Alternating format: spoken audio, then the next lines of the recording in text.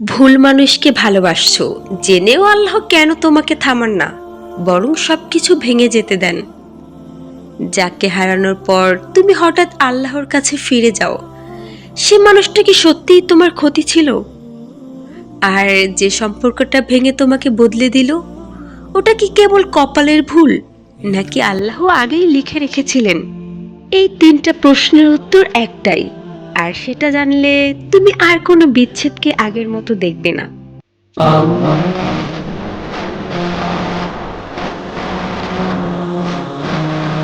প্রিয় বোন ফাতেমা, ভেঙে যাওয়া সম্পর্ক কি আল্লাহর পরিকল্পনা? ভেঙে যাওয়া সম্পর্ককে মানুষ ব্যর্থতা বলে, কিন্তু আকাশ থেকে দেখা হলে ওটা ব্যর্থতা না, ওটা পরিকল্পনা। সব সম্পর্ক থাকার জন্য আসে না, কিছু সম্পর্ক আসে তোমাকে থামানোর জন্য। যে সম্পর্ক তোমার আত্মাকে ক্লান্ত করে, তোমার নামাজ কেড়ে নেয়, তোমার রবকে দূরে সরিয়ে দেয়, আল্লাহ সেটাকে টিকতে দেন না। তুমি ছাড়তে পারছিলে না, তুমি অন্ধ হয়ে গিয়েছিলে, তাই আল্লাহ ভেঙেছেন। আল্লাহ ভাঙেন যখন সম্পর্কটা তোমার ঈমান ভাঙতে শুরু করে। ভাঙার পর তুমি শূন্য হলে, কিন্তু সেই শূন্যতার মাঝেই আল্লাহ নিজের জায়গা নিলেন। ভাঙা সম্পর্ক মানে শেষ না, এটা দিক পরিবর্তন। যেটা আল্লাহর ইচ্ছায় শেষ হয়, তারপরে শুরু হয় তোমার জীবনের সবচেয়ে পরিশুদ্ধ অধ্যায়। আচ্ছা ফাতেমা আপু, ভুল মানুষকে ভালোবাসলে আল্লাহ কেন থামান না? তুমি জানো সে ভুল, তবুও হৃদয় থামে না। এখন প্রশ্নটা কঠিন, আল্লাহ জানেন সবকিছু, তাহলে তিনি কেন থামান না? আল্লাহ মানুষের হৃদয়ে জোর করে মোড় ঘোরান না, কারণ ভালোবাসা যদি জোর করে ছিনিয়ে নেওয়া হয়, সেখানে শিক্ষা থাকে না, থাকে শুধু শূন্যতা। আল্লাহ অপেক্ষা করেন ভাঙার আগ পর্যন্ত, কারণ ভাঙা হৃদয় একমাত্র দরজা যেটা সরাসরি আল্লাহর দিকে খোলে। ভুল মানুষকে ভালোবাসা গুনাহের শুরু নয়, এটা নিজের সীমা না বোঝার ফল। আল্লাহ থামান না, কারণ তুমি তখনও শেখনি কার উপর ভরসা রাখা উচিত।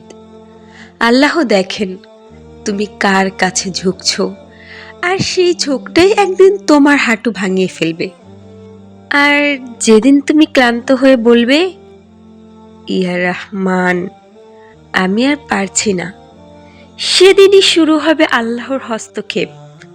আল্লাহ দেরি করেন, কারণ তাড়াতাড়ি শিক্ষা স্থায়ী হয় না। কিছু মানুষ আসে তোমার জীবনে থাকার জন্য নয়, তারা আসে তোমাকে আল্লাহর কাছে ফেরানোর জন্য। ভুল মানুষ তোমাকে ভাঙে, আর ভাঙা মানুষকেই আল্লাহ সবচেয়ে কাছে টেনে নেন।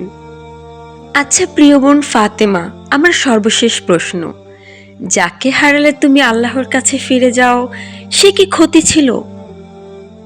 তুমি বলো আমি ওকে হারিয়েছি, কিন্তু তুমি কি নিশ্চিত তুমি ক্ষতি করছো?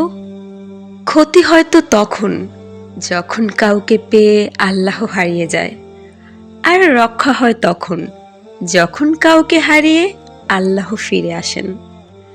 আল্লাহ কখনো কিছু কেড়ে নেন না তোমাকে ধ্বংস করার জন্য, তিনি নেন তোমাকে বাঁচানোর জন্য।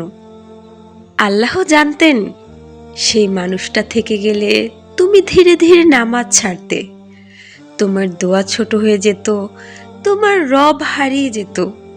তাই আল্লাহ বেছে নিয়েছেন তোমার কান্না। বোন আমার, যে মানুষ চলে যাওয়ার পর তুমি সেজদায় কেঁদেছ, সে মানুষ ছিল না, সে ছিল একটা সতর্ক বার্তা। কষ্ট তোমাকে ভেঙেছে, হ্যাঁ, কিন্তু সেই ভাঙার ভেতরেই তুমি আবার মুসলিম হয়েছ। যাকে হারিয়ে তুমি আল্লাহর কাছে ফিরে যাও, সে কখনো ক্ষতি ছিল না, সে ছিল আল্লাহর সবচেয়ে কঠিন দয়া। As I look to nature's beauty, dazzle them I